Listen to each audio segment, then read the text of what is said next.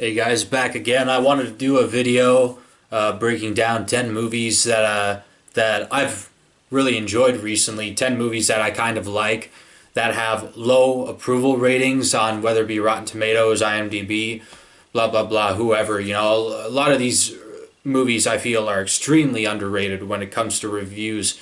Either they didn't get enough critics, audiences alike to see it in order to find that niche that would appreciate these type of movies, or whatever, maybe they're mismarketed. Something about these movies that I feel, like these 10 movies that I'll bring up, 10 movies that I kind of like, or 10 films that I kind of like with low approval ratings.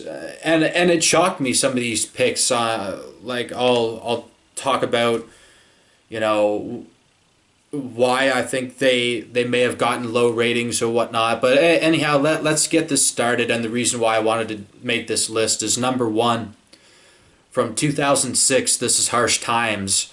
The reason, again, why I wanted to make this list to begin with, and one of my favorite movies of all time, actually. This is bolstered by one of the finest performances of Christian Bale's career. Out-fucking-standing performance here by him.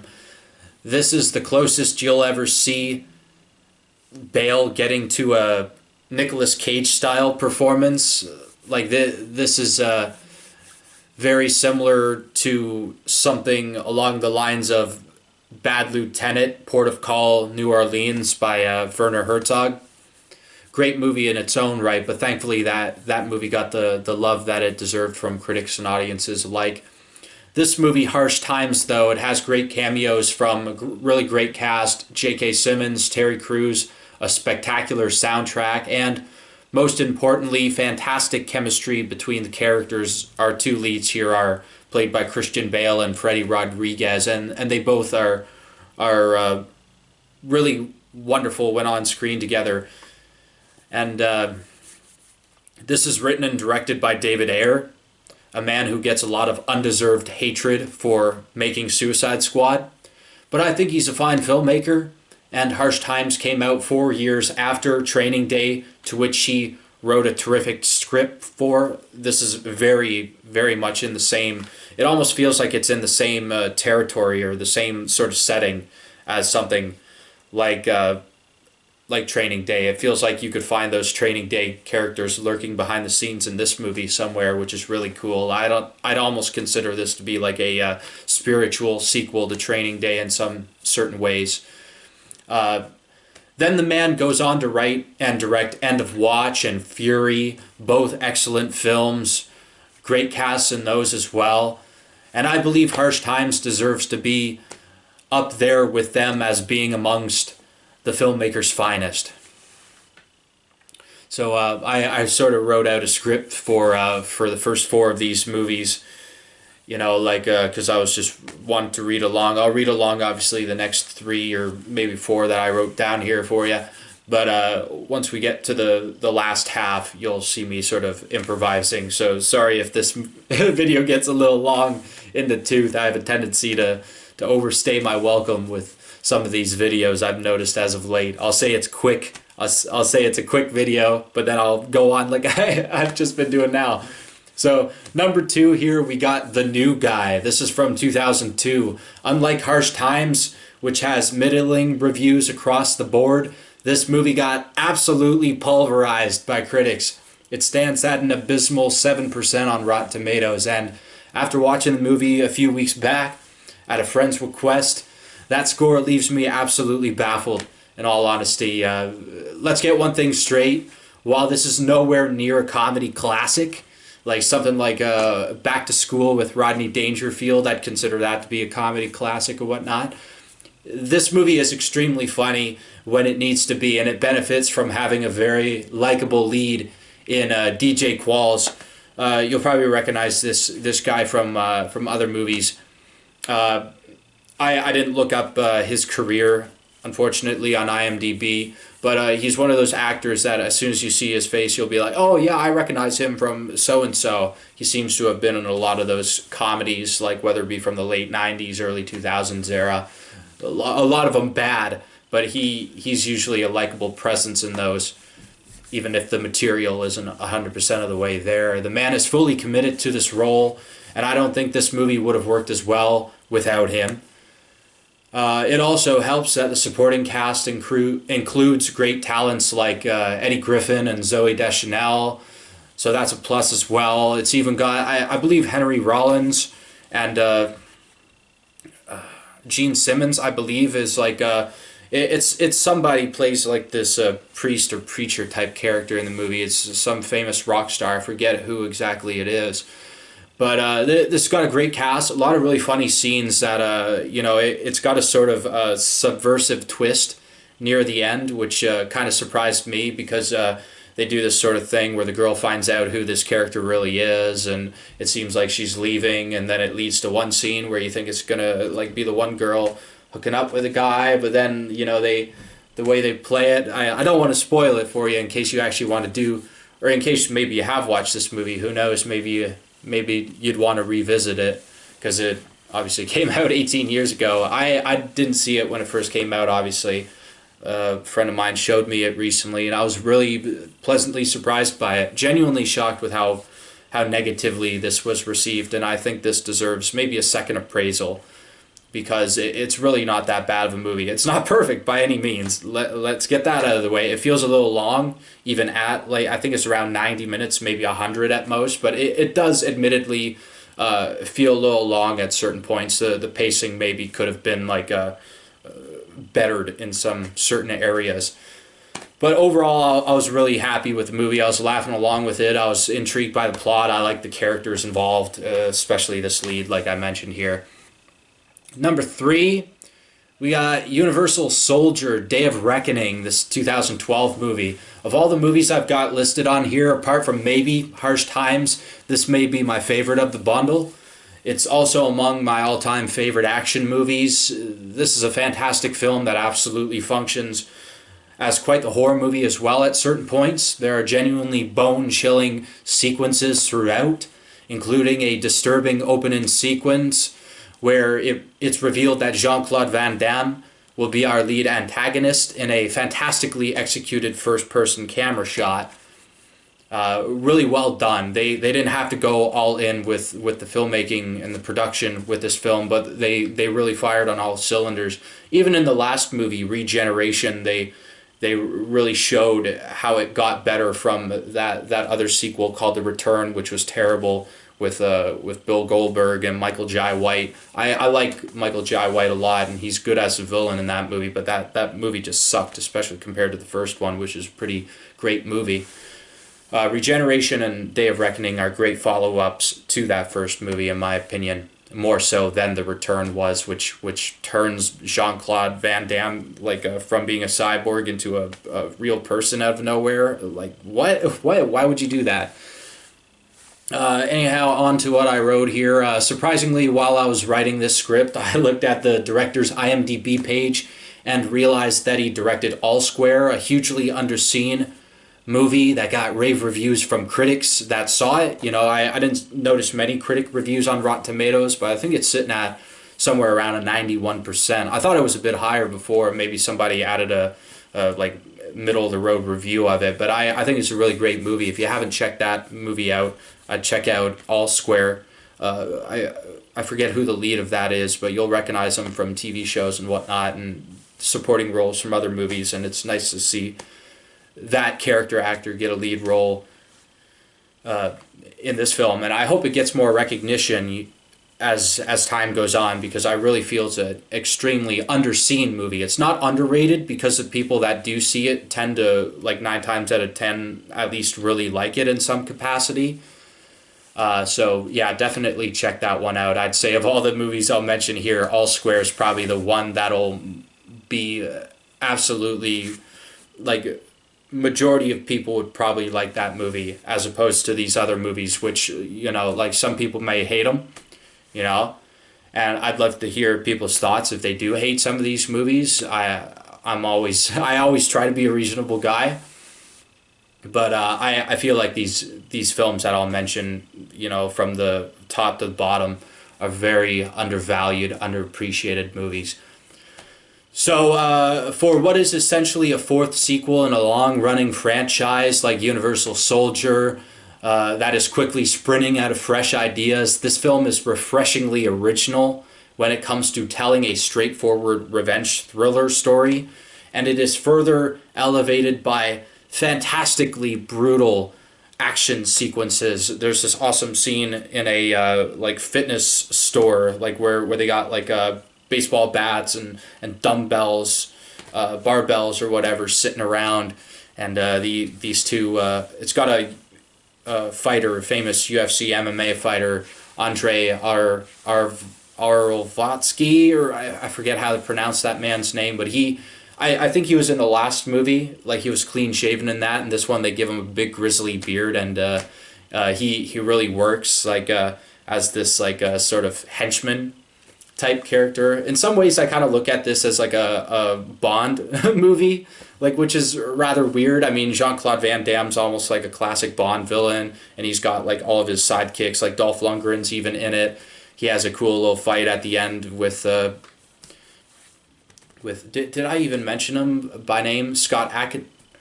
No, not Scott Atkins. Scott Atkins is the lead here. I don't even think I wrote his name down in here anywhere, did I? No, I just mentioned Jean-Claude Van Damme. So it's Scott Atkins in this film. He's the lead in this. I think he's really great. Great actor. Like, maybe not great actor, you know, Oscar-worthy level acting, but for a guy who does his own stunts, similar style as Keanu Reeves, I'd relate him to a Keanu Reeves type. He's got that very charming personality, you know, no matter what character he's playing, you know, even if the material isn't all there script wise, I always feel like he shines in all of his roles. He's fantastic when it comes to choreographing awesome fight sequences, and in this movie his talents really shine through in the direction of these scenes, and he's a great lead to take over from Jean-Claude Van Damme, and it's a fun twist to see Van Damme playing a villain in this, other than the Expendables Part 2, which was an okay movie, but I think that was a pretty fucking terrible movie overall. It's nice to see Jean-Claude Van Damme get his chance to really sink his teeth into a juicy villainous role like this. Like he's really like disturbing at certain points in this film. Like it's got a lot of disturbing scenes. You know, it almost plays as well like a R-rated Batman type movie. I almost look at this as being a perfect audition tape for Scott Adkins potentially being cast as Batman someday. This came out obviously the same year as The Dark Knight Rises. At one point, he's walking around with a cane after the assault on him and his wife, and I believe he had a kid that was killed too in the opening scene. Very very disturbing scene. I don't want to downplay that. And speaking of disturbing, we'll get to something even more disturbing in the with the next pick I got at number 4 here, but. Yeah, I don't want to go on too long actually about Day of Reckoning. All I can say is definitely check it out. It's hugely underrated action movie in my opinion. And if you're a fan of movies like The Raid, those two movies or whatnot, I think you'll really get a kick out of this movie. Maybe pun intended on that one, because my boy Scott Adkins got some hella kicks in this movie. Hella kicks. All right, wow, this is a long block of text that I wrote down for this one, probably because I got to explain myself a lot throughout this pick. Number 4, The House That Jack Built, 2018 movie, Lars von Trier. Easily among the most disturbing films that I've ever seen, and of all those disturbing films that I have seen, this is the one that somehow keeps getting better and better the more I sit and think about it. I'll stress this though, do not watch this movie if you're easily upset by disturbing material. While the violence in this is not as overly violent as, say, the Saw and Hostel franchises, it's deeply unsettling stuff, and it will stay with you for a long time after experiencing it. There's a scene involving the corpse of a child in this that will haunt me forever. Like the image of it is just, it's one of the most horrifying scenes I've ever seen in a film, and it's really effective, disturbing stuff. I'd say like that scene, that shot alone of that kid, and what this sicko does to him is like genuinely really disturbing stuff overall.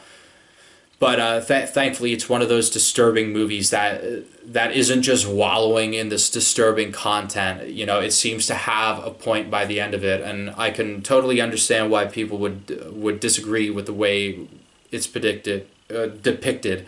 It's very graphic. It's played very realistically. Like the violence in this is very, very brutal. But I think, you know, the people that were outraged by this film really need to expand their horizon if they're going to get upset by this, because I remember a movie that was terrible that I saw with Casey Affleck. It's called The Killer Inside Me, and I think that got similar reviews, like middle of the road, from audiences and critics alike. It was a very polarizing film. I think it was in 2010 it came out or something like that. I remember seeing that, and that's a movie, like, even though the acting's really great in it, the three leads are really good in that movie. It's just so violent and so fucked up, so disturbing that I'll never watch that movie again. You know, it just seemed to me to be depraved for the sake of, you know, just depravity sake. Whereas this, like, there's artistic merit to it, and I really feel like, even though the argument obviously could be made for something like The Killer Inside Me as well, I feel like that movie pales in comparison when you got something like The House That Jack Built, because this really, I think by the end it has a good message about, you know, how being this level of evil really, you know, you get what you deserve. And by the end of it, I don't want to spoil it. I don't know if I do spoil it. You know, obviously you can tell by me sort of alluding to, you know, him getting what he deserves. Either you can sort of clue into your mind, either it'll go one way, he gets arrested, or either, you know, he gets killed, you know, one or the other. You know, these crimes should always be paid for, I feel like, in movies. I think movies are irresponsible if they don't show some sort of repercussion for these deeply, disturbingly criminal acts that do happen in real life. So let me try to find where I left off here. Oh yeah, so unlike most movies like these where our vile lead character gets away with their crimes, I feel like this movie does well in emphasizing that this type of evil never goes unpunished, and the last 10 minutes or so really hammer home the hell that psychos like these will forever suffer. If you watch it and don't know what to immediately think of it, let it sit with you, give it time, and see that it becomes a sudden masterpiece in your mind. Also, as an aside, I think Matt Dillon deserved an Oscar for this performance, not just a nomination. I'm talking a full-blown win. I've always loved Matt Dillon as an actor, but it really took me aback how brilliant he was in this movie. This is a performance I'd rank up there with the likes of like Christian Bale from American Psycho. There's a lot of parallels between the two performances. Just absolutely astounding performance from Matt Dillon here. I don't think this movie would work as well without him in this role. I literally don't think I could imagine anybody else other than him in this role. And that's not to say I feel like he's great at playing like just these type of sicko characters. I think he really works well in playing any, you know, sort of character. It's just a shame that he's always getting typecast, it seems like, sometimes as this, like, whether it be a racist or what have you, or killer like he is here, something sexist, blah blah blah. He's great in There's Something About Mary as well. He's my favorite part about that movie. So in closing, as far as I'm concerned, this is one of the greatest performances ever put the screen. And I feel like, I don't want to say for sure because I like a lot of Lars von Trier's movies. Probably Melancholia will forever be my favorite from him personally. but this is right up there. This is probably right between something like Melancholia and maybe Antichrist for me. Antichrist was a really good one too, but that's a movie I'm not sure if I'll ever watch that one again. You know, and same with this one. I say that, like, I think about maybe watching it again for a second time to see how it holds up. But you know, we'll see. You know, films change on second viewings. I'm curious to give it another chance, but as it stands now, after seeing it once, it's still fresh in my memory, and that was like about like 2 years ago when I saw it. Like I think it was like right around the, or maybe it was just a year ago, right around the end of 2018, early 2019, whenever this came out on video. And yeah, if you can handle this sort of violent, disturbing, fucked up subject matter, I'd highly recommend this movie to you. I mean, like, I felt like I had accomplished something by watching this movie because I was genuinely terrified to watch it at certain points. And I even saw a video, or a video interview with Matt Dillon where he was saying that he was scared to watch this film too, because obviously he's acting out these sequences with these actors and actresses and the director. But Lars von Trier sort of told him to you know, watch the movie, you know, and don't immediately judge it. Give it time. Sit on it. Let it just sort of soak into you. And you know, and Matt Dillon talks about it, and he says, you know, after I've let it sit in, you know, it really clicked with me, and it was the same way with me. And I feel like a lot of the middle of the road reviews that this film got may have just been like, you know, having to meet that deadline, you know, like this movie just came out, I just saw it, I got to talk about it as fast as possible. And then they do their review, they give their rating, and usually the ratings for this are ranging around like 5 or 6 out of 10, maybe even like a 4. But I never noticed it like going like too far in the low ratings, you know, and if it does, like it is usually like 3, maybe 4 out of 10. And if it is like extremely low ratings, like people absolutely hate it, to which I, you know, I'm kind of lying when I say I haven't seen those like 1-star reviews or whatever, but I feel like those people, you know, are just not meant to experience movies like these. Like, but you know, then again, you can't really control what people see. I mean, it's their job to review these movies, and you know, let everybody have their opinion, because everybody's opinion is valid. Though I feel it's a shame that some critics maybe put people off of seeing this movie, because I really do feel like a lot of people should see this for themselves, garner their own opinion on it, and see that it is, you know, even if you don't particularly like it by the end, see that it is a film worth talking about, worth discussing, and it actually does have like a meaning, worthwhile message to it by the end. And like I mentioned, those last 10 or so minutes are really excellent and really help propel the movie into masterpiece territory, at least for me personally. Number 5, we're going to talk about George of the Jungle from 1997. This is where my script sort of stopped when I came to write this. The last line I got written down here is just good old Brendan Fraser. Need I say more? And yes, I will say more. This got a really great cast. Leslie Mann. She's from what was she from? Those Judd Apatow type movies. She has a cameo in 40-Year-Old Virgin. She's in Blockers as well, which is a very underrated movie in my opinion. Darn hiccups. Ah. You just take a sip of this. I'll be right back with you, I promise.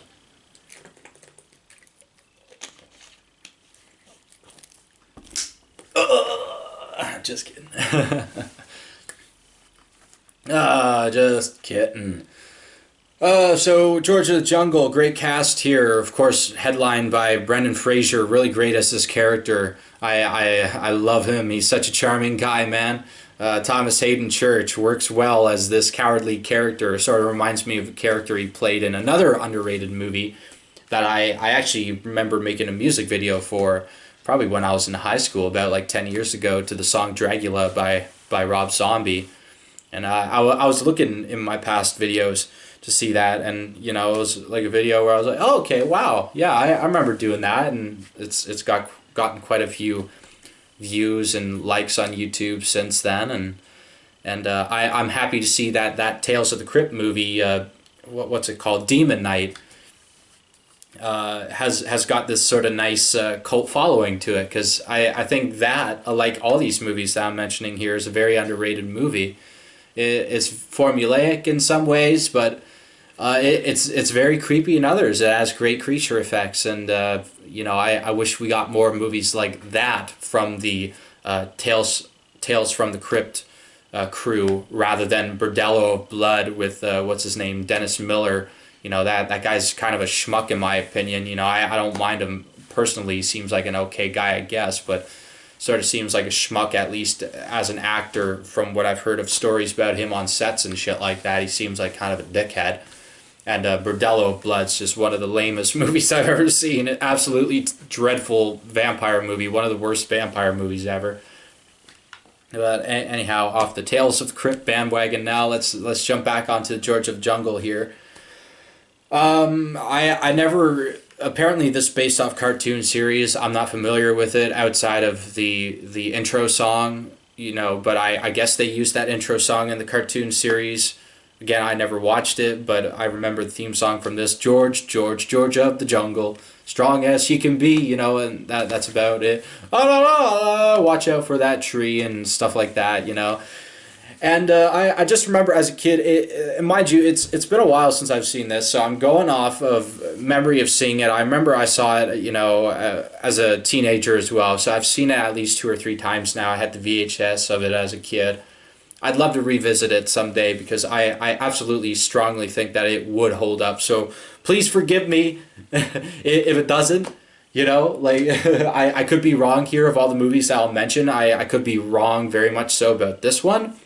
So take this pick maybe with a grain of salt, but I feel like a lot of people probably would enjoy this movie upon revisiting it. Even I was surprised to see Siskel and Ebert gave it both gave it 2 thumbs up, which shocked me, because sometimes either they're split on movies that I like, you know, that have cult followings, like The Thing. I'm pretty sure one of them hated that movie and the other maybe liked it.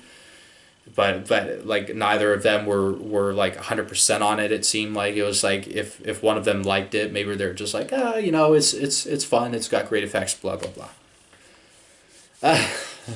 Man, I love getting off topic, don't I? Speaking of off topic, how you doing, Audrey? How you doing, my beautiful kitty? Oh, I see. Aw, thanks for grooming me, my girl. I really appreciate it. Sometimes I need to keep these hands clean, and what better way than to get your cat to lick all the dirt and soot off your fingertips. That's highly recommended by doctors and pharmacists. But yeah, George of the Jungle, I don't have much to say about this one, honestly, especially based off of the one stupid line that I wrote here, like, good old Brendan Fraser, need I say more?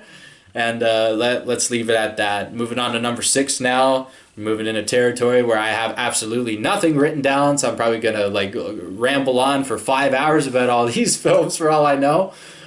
But number 6, we got Marked for Death from 1990s, Steven Seagal movie. Yeah, I never thought I'd put a Steven Seagal movie on here, but of all the movies that he's done, I think this may just be my favorite of his.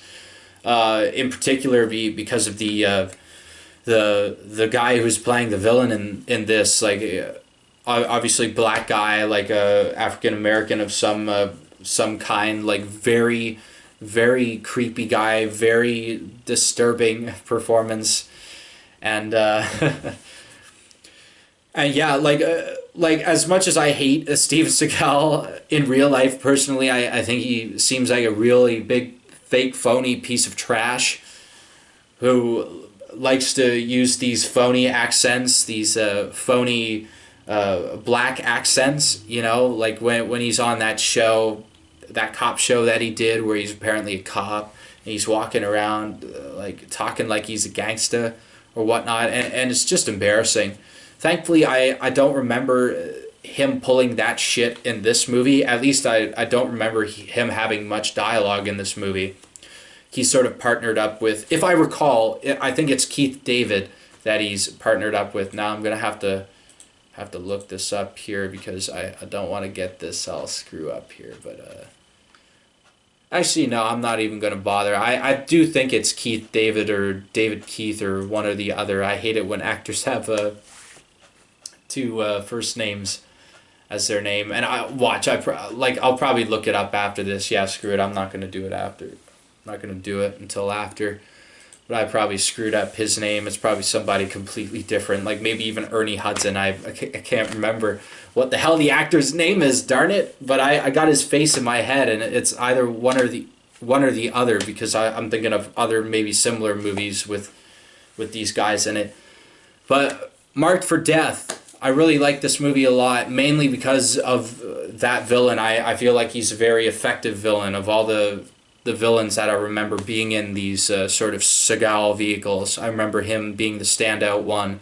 A lot of people maybe go to Tommy Lee Jones or Gary Busey in Under Siege. And while I do like those two, especially Gary Sinise, or I mean, not Gary Sinise, Gary Busey, I'm doing it again just like I did with Keith David and what's his name, Ernie Hudson as well.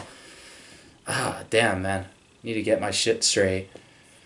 So Marked for Death, a really great action movie, man. I mean, in spite of your opinion on Steven Seagal, again, like I said previously, I never really liked the guy. I think he's a plank of wood. You know, if I could find a better term for that schmuck, I would. I think he's a piece of garbage as a person, with all these sex allegations and disgusting shit that he's pulled behind the scenes on these actresses. In spite of that, somehow, like, this villain is so effective that you find yourself actively rooting for Steven Seagal to just absolutely fucking tear him apart by the end. And thankfully, like, their fight scene at the end is so good, so satisfying. It's so much fun to watch Steven Seagal, like, just breaking people's limbs and, like, just manhandling, you know? It's not like your typical action scene, like where it's like the hero and the bad guy have their back and forth. It's almost like just the hero walks in, boom, boom, boom, like, and like the villain keeps trying to swing at him, and he just like dodges every move. He's left with like no like bruise at the end, no like blood that he's spilt of any kind. Like I forget if he maybe gets shot or something stupid like in the leg or something, just to add some sort of false tension, some sort of stakes to this movie. But you know, other than that, he's just manhandling people left and right, and it's fun because these are effective villains, at least in my opinion, from what I recall of this movie. And yeah, if you haven't seen it somehow, I reckon a lot of people have, but if you haven't, it's a really effective action movie in my opinion. And yeah, it's Marked for Death. You'll be marked for death if you don't watch it, you hear me? Just kidding. LOL.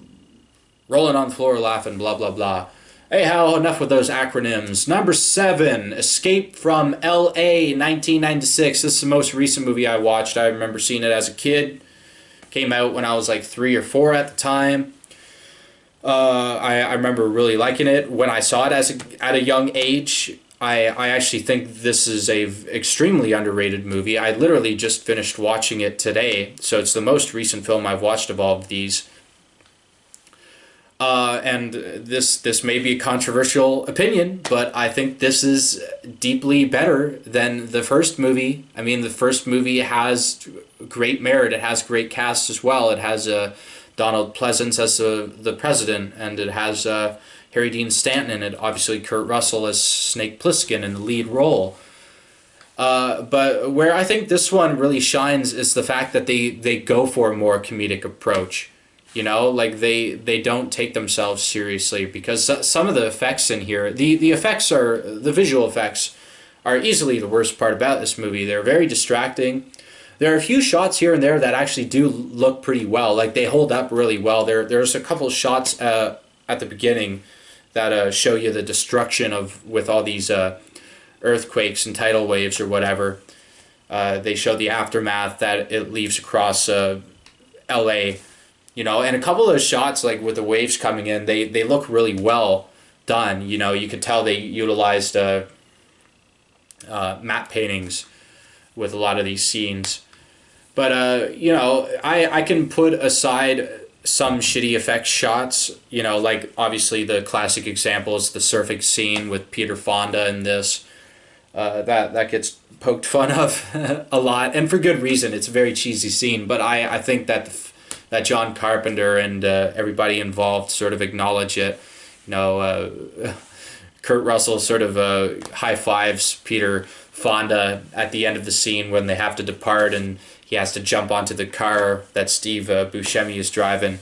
And Steve Buscemi is fun in this movie as well. I really like him. I really like all these guys. Cliff Robertson, Uncle Ben as the president as well. He's really effective and like funny in this like darkly comedic way.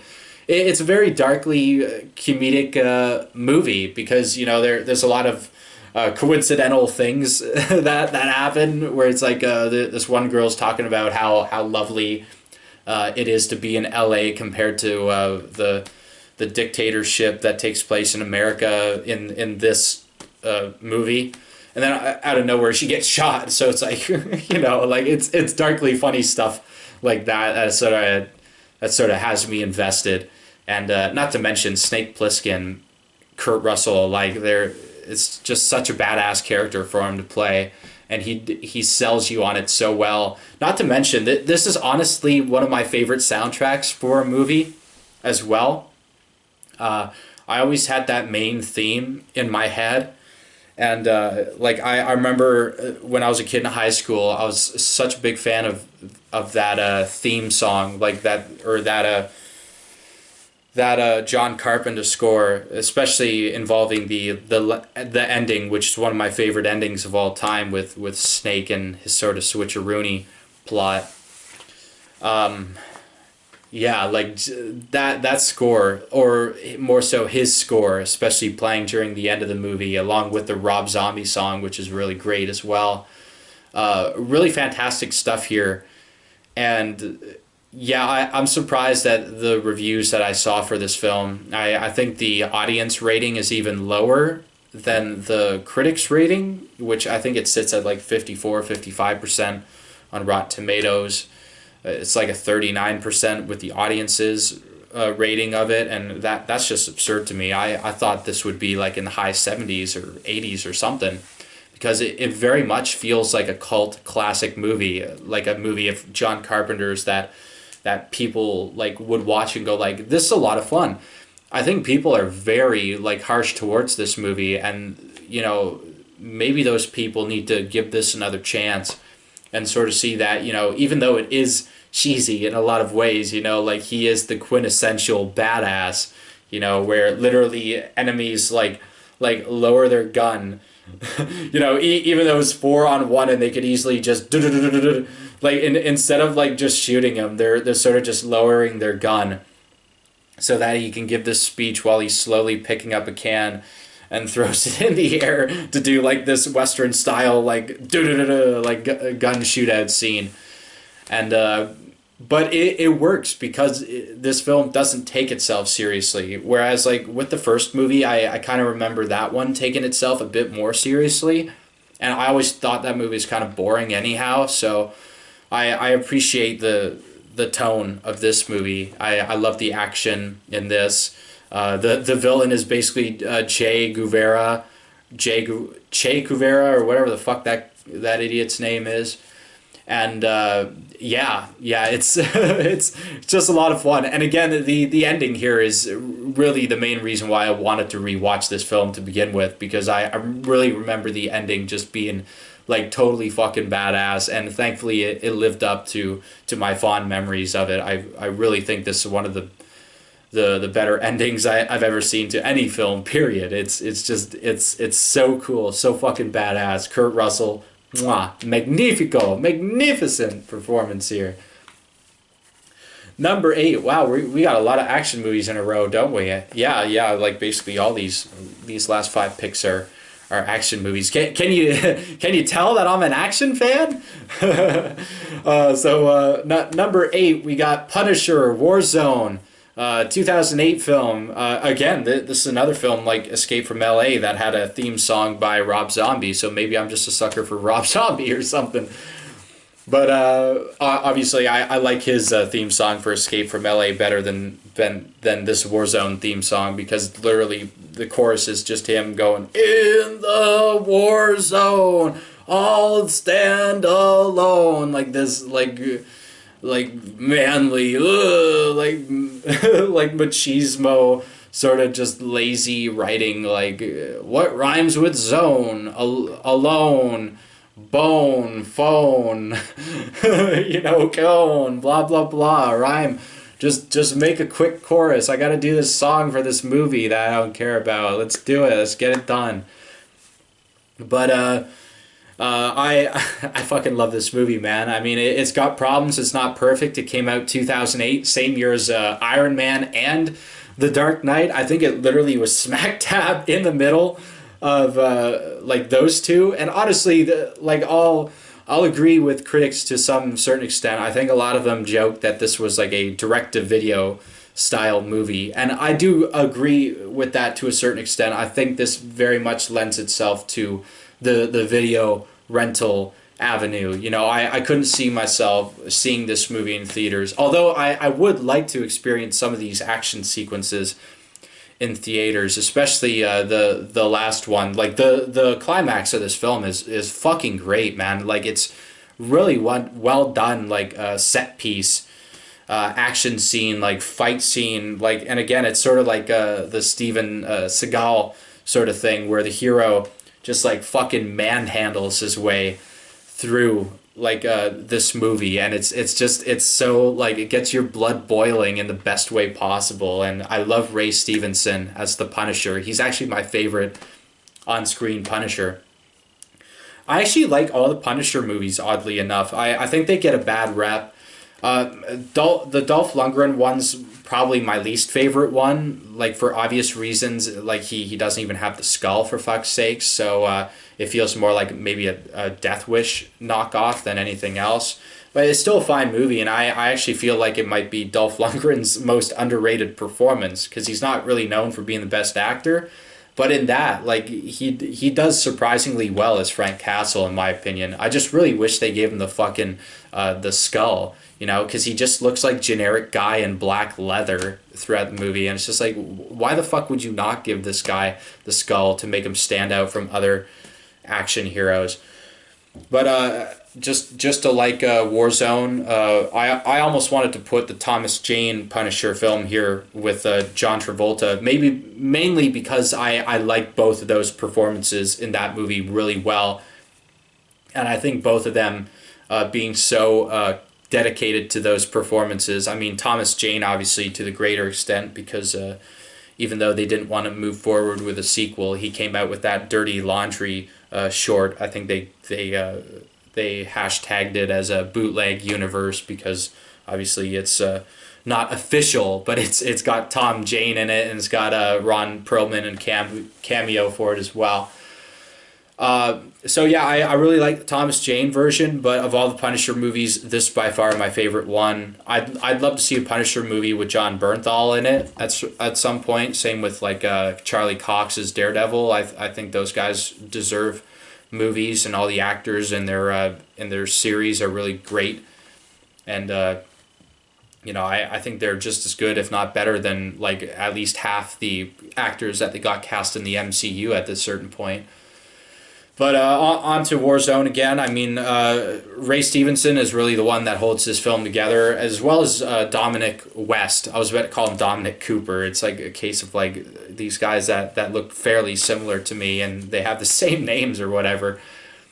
But Dominic West is the lead villain. He plays Jigsaw in this, and he's got it's that bastard from the Green Mile, who plays like his demented brother, and they're both great as villains. You know, there's this really funny scene, and you can tell like just like Escape from L.A. that this movie isn't taking itself seriously.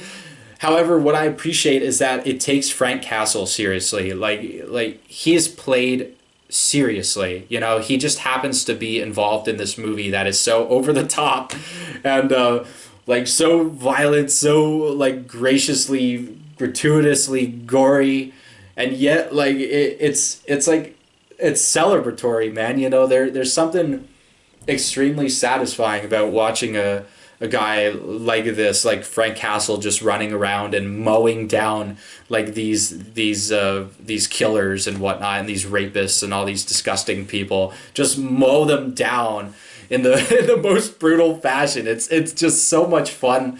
It's so satisfying to watch, and I genuinely love this movie. I think it's one of the most underrated comic book movies ever made, if not the most underrated comic book movie ever made. I'm so happy guys like Patton Oswalt agree, and I'm pretty sure a few others do as well.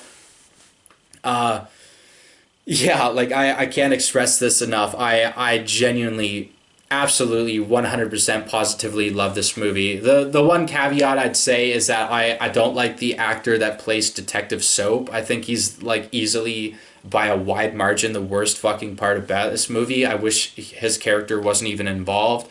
His character is just obnoxious and annoying, and like his delivery is terrible. Like you can tell like he's trying too hard to be funny. You know, whereas if they cast somebody who took it more like seriously, who maybe looked more gruff and was like communicating this sort of dialogue, then it would have come across as better, at least in my opinion. I mean, that's nothing against the actor. I think I've seen him in other things before, mainly supporting roles, obviously, but this is a really bad performance, and he like unfortunately he has like the last line of the movie too, which just like it always like this movie always ends on a note where it's like, oh, that's a cool visual, but then you got his audio in the background. It's just like, oh no, like that's a cool visual to end on, like a great shot of Ray Stevenson as the Punisher, great lighting, and the cinematography in this, by the way, is just awesome. And I love the lighting. It has that sort of Batman Forever look, but it's like done in a way where it's way better than that movie, in my opinion. That movie at times is just like a fucking neon nightmare, whereas this, like, it's neon nightmare, but it fits well with this like sort of like gangland warfare style story that they're doing here. And also Wayne Knight is in it as Microchip. Wow, that guy's so damn good as Microchip, man. I like I really I think like he's one of the more underrated cast when it comes to these characters. I'd love to see him maybe someday reprise this role in like sort of like a movie reboot of the Punisher or whatever. But yeah, what else can I say about this movie, man? That last action sequence is the main reason for me like really loving this movie, as well as Ray Stevenson, even Dominic West and the other guy playing the villain, and just the over the top gore, and I actually feel like it's got a sweet sort of story at the core of it, you know, with Frank you know, feeling guilty over killing this undercover cop. And as a repentance, he sort of decides to take care of this family. And, you know, his daughter reminds him of his daughter. And, you know, it's you know, it's not too much, you know, it's territory that we're familiar with when it comes to these sort of revenge movies. But I think Ray Stevenson's performance here goes a long way in making you care about Frank Castle. And it's arguably the most sympathetic portrayal of Frank Castle, while keeping that comic accurate level of intensity and bloodshed, violent nature that he's always had. And wow, the scenes where he gets to depict that, like when he literally punches a guy so hard that his face smashes open. I mean, I love this movie, man. I fucking love this movie. Number 9. Darkman 3, Die, Darkman, Die, from 1996. Boy, oh boy, I love that title. Die, Dark Man, die. It reminds me of Die Hard 2, Die Harder. It's got that sort of redundancy to it. I love titles like that because it just lets me know that the movie's going to be schlock. And while I admittedly didn't mind Darkman 2, The Return of Durant, mainly because they have that actor back in there, I forget his name, maybe it's like a Larry or something like that. But I really like that actor as Durant. It's just like, I never liked that sequel much because it's sort of, like makes me lose a notch or two of my like positive opinion of the first movie, to which is not the first movie's fault. It's this sequel's fault for bringing back Durant when he clearly like 100% dies in that helicopter crash, and yet in the fucking sequel they're bringing him back like over some miracle. It's like, wait, what? Like I saw no indication of any kind that he could survive this. But then again, this is Darkman we're talking about here. I mean, like in the first movie with Liam Neeson, he gets blowed up in his laboratory, and the explosion happens, and he's inside, and he sort of just gets blown away, and you see a shot of him like falling into the water and whatnot. But there's no sort of similar shot or sequence involving the Durant character. But anyhow, this Darkman 3 we're talking about, Die Darkman Die. This is my favorite of the two sequels that they did for this Darkman trilogy. I really like this movie a lot. Of course, I don't like it as much as the first movie. The first movie is a classic in my opinion. I actually would love to one day see Sam Raimi and Liam Neeson return to this franchise and even bring back Frances McDormand as as Peyton and Julie, that's her name in the movie. Yeah, bring those two back in their respective roles. That'd be a lot of fun to see, and they should literally just call it Darkman Returns, sort of like the classic, like Tim Burton, his sequel to Batman Returns, and a lot of those sequel type movies had just instead of number 2 would be like so and so returns. I love those. Sequel titles, and this sequel title is classic too. Die Darkman Die.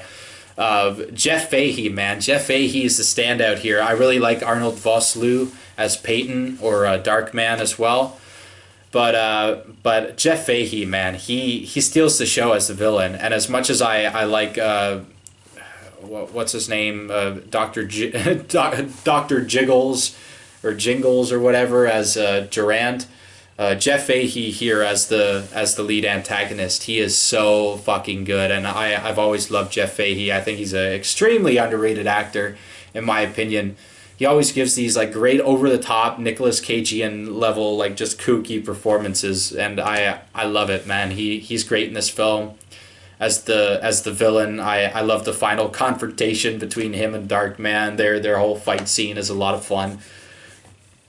And the story involving like his daughter and his wife, and Peyton sort of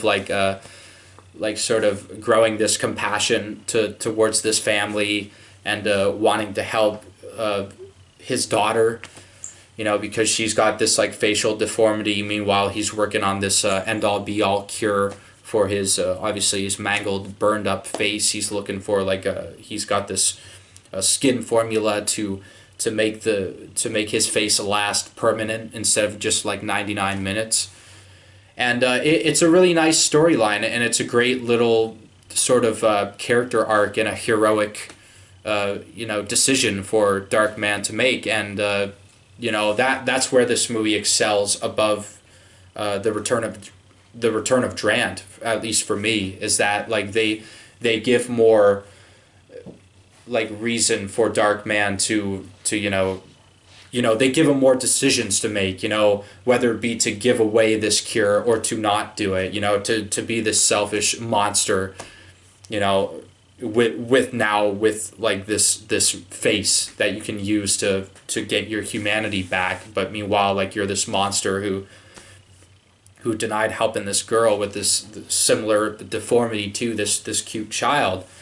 And it's something as simple as that can make you just really appreciate a movie like this and go, okay, wow, like there may not be that much depth here, but at least there's enough to make me give a shit and to make me want to follow along this plot, and it's a lot of fun, and it leads to some like really like gnarly scenes. Like one that I'll always remember is like Darkman like plunging into the back of his neck to pluck out like this tracking device or whatever, or like this device that inhibits his ability to like either heal or use his super strength or whatever. I think it might just be a tracker with like an electrical like zap device or whatnot that suppresses his powers and subdues him.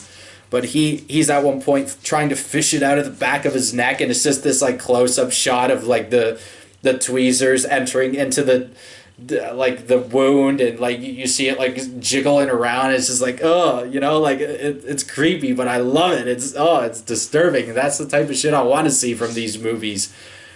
And yeah, so just a wonderful cast here. Like great action sequences as well, especially for the low budget that they're working for, or what I reckon they're working for. I mean, this is a direct-to-DVD video or direct-to-video, obviously, but it's one of the better ones out there in my opinion, and it's a deeply underrated film. I'd highly suggest you check this one out. Darkman 3, Die Darkman Die, especially if you like the first one. Anyhow, finally, number one. We're back at the beginning. Number 10, we got Immortals, 2011 film. This is by one of my favorite filmmakers, at least when it comes to visual filmmaking, Tarsem Singh. Great director, man. He's made one of my personal favorite movies, quite possibly either top 5 or 10 movie for me. It's called The Fall. I believe I maybe have mentioned it in one of my other top 10 videos that I did, but unlike The Fall, which got a lot of positive feedback, like for some reason though, I think a lot of critics like seem to be split. Like I think it's sitting at either 60 or 70 on Rotten Tomatoes to me, which for that movie seems like really tragically low. It's like this is a movie that's so fucking good it deserves to be in the fucking 90s in my opinion. And I think the audiences sort of agree with me, and thank God for Cinefix, great channel here on YouTube. They introduced me to The Fall by Tarsem, and that movie's just an absolute masterpiece, even if you somehow don't like the performances at the heart of it, to which it's got one of the best child performances ever put to screen, in my opinion. And it's got Lee Pace in it, and I love that guy. He's Ronan in Guardians of the Galaxy. And I've seen him in other stuff before, but I don't think I've ever seen him have like a lead role, and he has a lead role in The Fall, and he's just such a wonderful, talented, charming actor that I almost can't believe they cast him as a character like Ronan, to which fucking cats, eh? They just love dicking around, and they love interrupting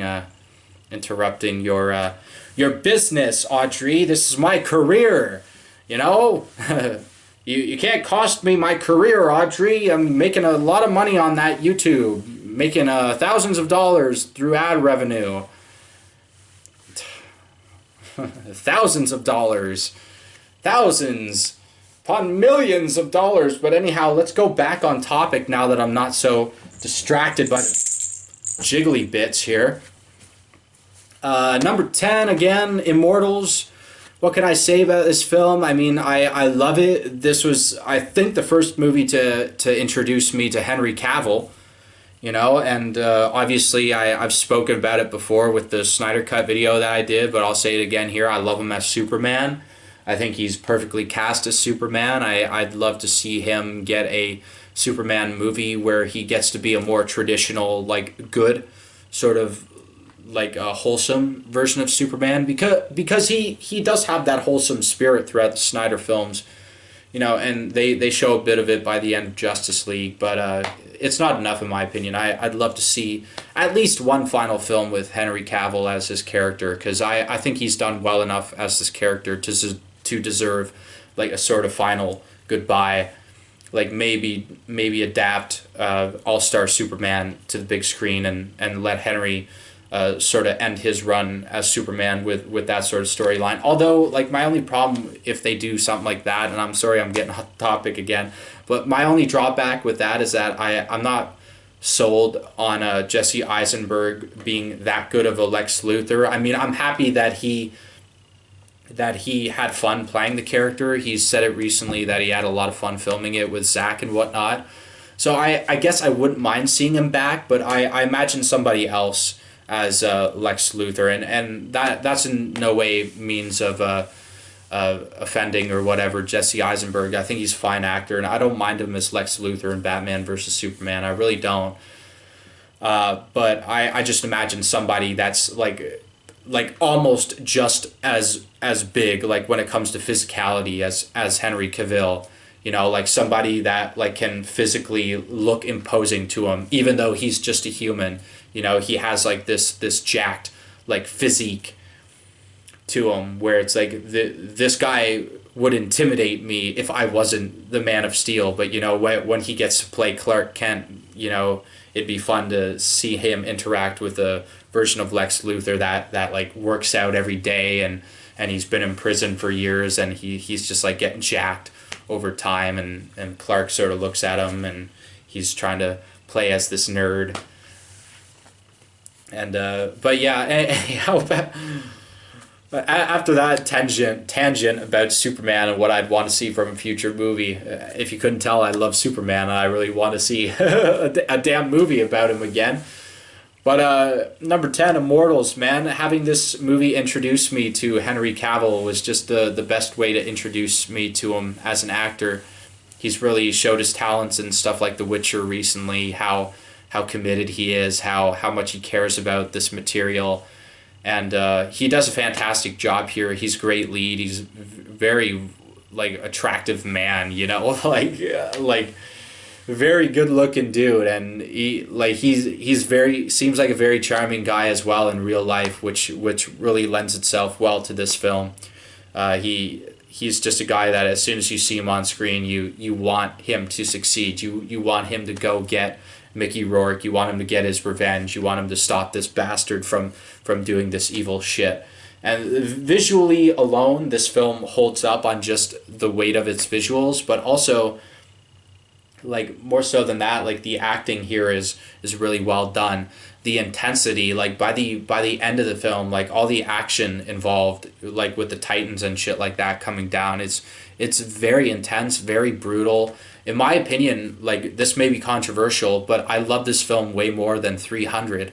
And like I said in the Snyder Cut video, I'm a big fan of Zack Snyder, but I always found 300 was an extremely overrated film. Whereas this is like the polar opposite to me. This is extremely underrated. The way it handles the violence, like, it doesn't make the violence look pretty, like, and beautiful, which I like. It really makes it seem like the harsh, disgusting thing that it is. Like there's a scene involving a woman or like a bunch of women being tortured inside this metal bull. Like, meanwhile there's a fire going on underneath that's sort of like hooking them alive in the inside of this bull, and Henry like sort of rescues them from this, but you know, like they're at a fate like that's worse than death basically at that point. And even if they do survive, you know, 3rd-degree burns all over their body. I mean, it's a horrifying sight, and even more horrifying when you realize that they actually did this sort of shit like in real life, like back I forget when, you know, when shit like this was around, whenever this film was inspired or whatever, and our more savage caveman barbarian type days, they actually did disturbing shit like this to people, to torture them and to just like hear their screams and to kill them, and it's very disturbing, and it sticks with you. And that's what separates this movie from a 300 sort of film, because like where that film seems to depict this violence as like beautiful and like visually like stunning and whatnot, this film really like wants to show you like, no, like violence isn't supposed to look pretty. It's supposed to look like disgusting, and it's like brutal, and it's and it's not pretty. You know, like your heroes will die and like they'll be mangled by it, and you know, like even when you think you're the good guy and you're stabbing the bad guy, like you even feel something when that happens because of the brutality of it. And I think a lot of critics like really undermine this film, which is a real fucking shame, man. Because and quite frankly, shame on the critics that undermine this film, in my opinion. Because from a visual standpoint alone, this is better than a lot of the shit that we get now, a lot of the shit that we've gotten in the past. In regards to a film about like gods versus men or whatnot, I think it's a really well done story. The action sequences are phenomenal in this. The acting's phenomenal. Stephen Dorff, like I said, is in this as well, or I think I mentioned him. And the actress here too. By God, whoever is the female lead, like the love interest in this, I think she's also the female lead love interest in Rise of Planet of the Apes with James Franco. I think it's that same girl. I'm not 100% on that, but like facial structure wise, they look similar. But I'm fairly certain it's the same actress. So I'm so sorry if I'm wrong about that. I'm terrible at doing my research, as I've said many times over the course of all the videos that I've done. But whoever that actress is, whatever her name is, by God, she's so fucking gorgeous, man. She's so gorgeous. And you know, her and Henry Cavill, like they have this nice chemistry about them. You know, like not only physically, obviously they're both very attractive people, and they have a very hot and heavy scene, closer to the end of the film, of course. But you know, I feel like they're both charming performers alike, and they immediately seem to have this bond that you can buy into. And I don't know, there's so much I loved about this film, and I can't believe that it's sitting at, like, I think it's around 40%. Oh yeah, I got it here. It's like at a 40%, or 39% Rotten Tomatoes, 48% audience rating. The consensus reads, the melding of real sets, CG work, and Tarsem's signature style produces fireworks, though the same can't be said for Immortal's slack, boring storytelling. And I absolutely fucking disagree with that. I think Rotten Tomatoes gets a bit too hyperbolic and hypocritical as well with some of their breakdowns of some of these movies. It's just like, I almost wish they didn't even have that critical consensus, because like a lot of it just reads as like mean-spirited, some of the ones that I've read. And it's just like, geez, can you guys like fucking like slow your roll a bit? I mean, there's more to this movie than like just criticizing it for apparently having slack, boring storytelling. I mean, who really gives a shit about storytelling when you got like all this action spectacle going on? People are going to see this movie for the visuals of it, for the action spectacle of it all, and to see Henry as like the great lead actor that he is. And in my opinion, this is one of his best roles, one of his best movies. And like if you liked him in The Witcher just like I did, even as Man of Steel, if you liked him in those movies, I think you'll really get a kick out of this one. So anyhow, those are 10 films that I really love, that I highly recommend you check out, even though they have low approval ratings from both audiences and critics alike on sites like Rotten Tomatoes. So I hope you can at least enjoy some of these movies that I've recommended to you, even though the chances of you liking them may be like a bit slim just based off of these consensuses. But I'd say give them a shot, because you know we're all stuck at this standstill at this moment in our lifetime, where with this coronavirus stuff, we're all stuck inside. So you know, what's the harm in trying something new, trying something daring, you know, watching a movie that may not have the best reviews, but at least it has actors that you're fond of and maybe you like them personally. Give things a chance before you judge them, man. Like, don't judge a book by its cover, and in this case, don't judge a movie based off of its Rotten Tomatoes score. Anyhow, thanks again for watching, you guys. I commend you if you made it all the way here at the end of the video, and thanks so much for keeping up with me, you guys. I really have a blast talking about movies with you and stuff like this. And I'm sure we got more. Well, I say like we, like I got a production team here, but whenever I say we, I'm referring to myself and my beautiful cat over there. And yeah, so let's close this out, damn it. Thanks for watching. Have a great day, you guys, and remember, be safe out there. Take care.